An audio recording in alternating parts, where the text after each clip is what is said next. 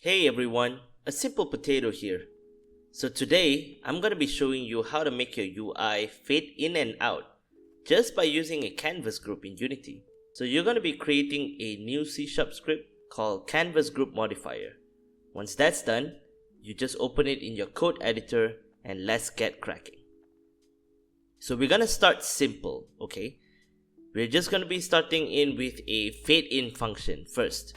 Let's just slowly show how a fade in function would look like in our main menu when the game starts.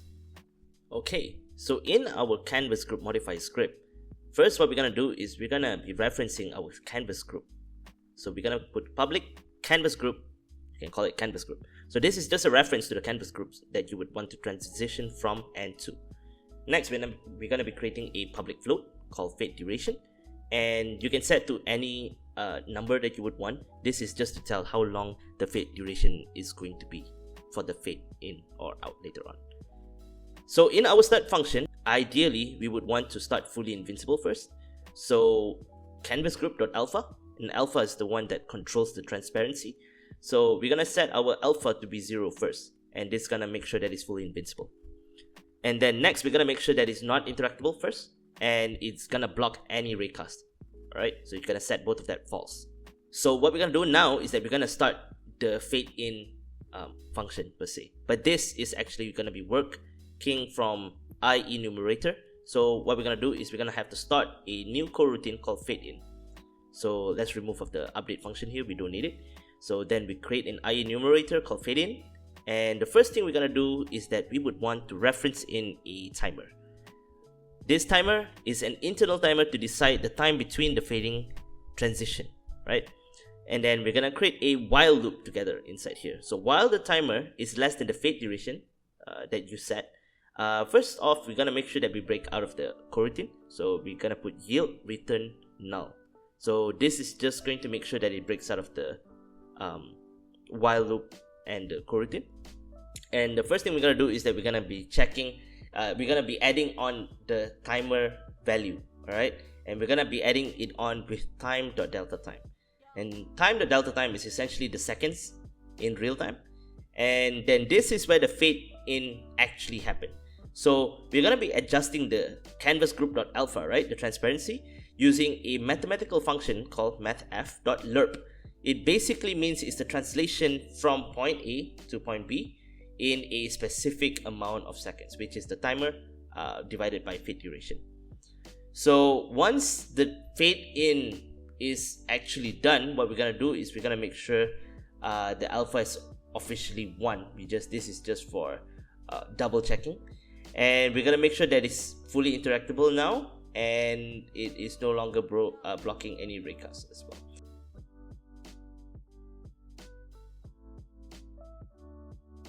So now we can test it in our editor, and I set it for 5 seconds for some dramatic effect, but I guess it's way too long. We're gonna adjust that later, and you can see that the fade in function is working already. Great. Okay, so now that we have done the fade in, how about fade out, right? So to make the fade out function, it is exactly the same as fade in. We are just gonna be doing that in reverse, essentially.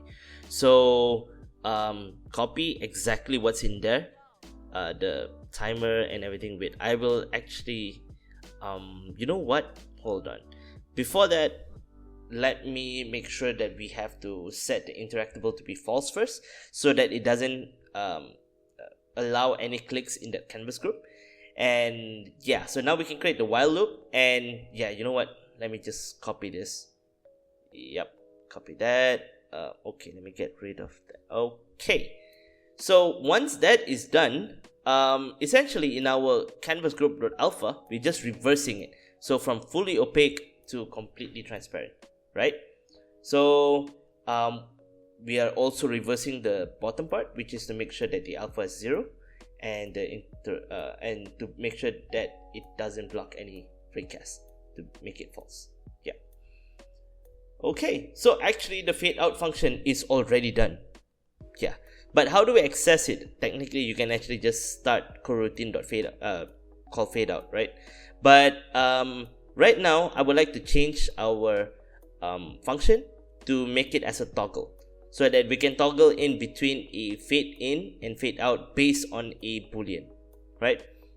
So I would like to change the structure a little bit so that it can accommodate the fade in and fade out portion based on a boolean.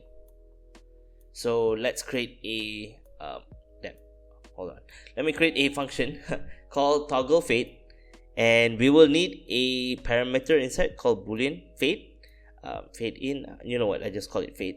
Yep.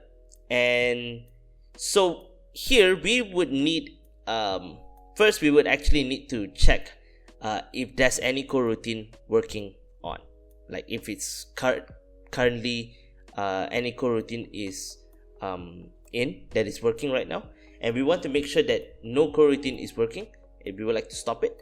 So I need a reference to the coroutines inside, so let me go up there and create a private coroutine, and we're gonna be calling it fade coroutine, right? You can name it whatever you want.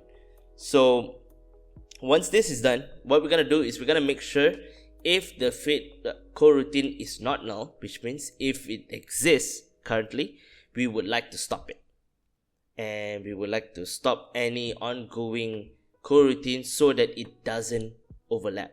All right, let's just say that there's a fade in happening and you would like to fade out. We gotta make sure that the fade in stop first before the fade out, essentially that. So what we're gonna do, the fade now, we're gonna be doing the toggle right now, right?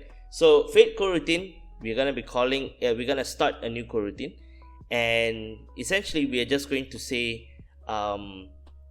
choose either fade in or fade out, right? And we will have to change this to the boolean earlier.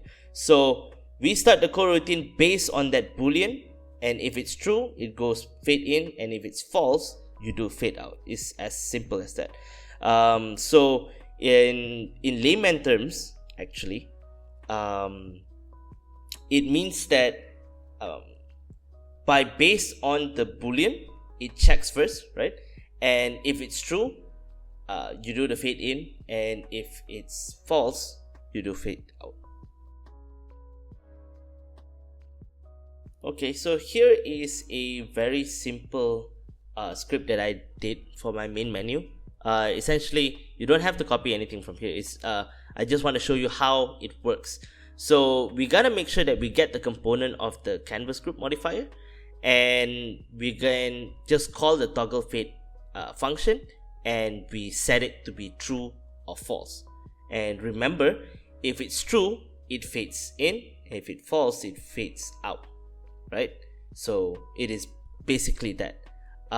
So in my settings right now, I just want to make sure that it is hidden by default, and once it's in, I have a boolean that sets the fade in and fade out.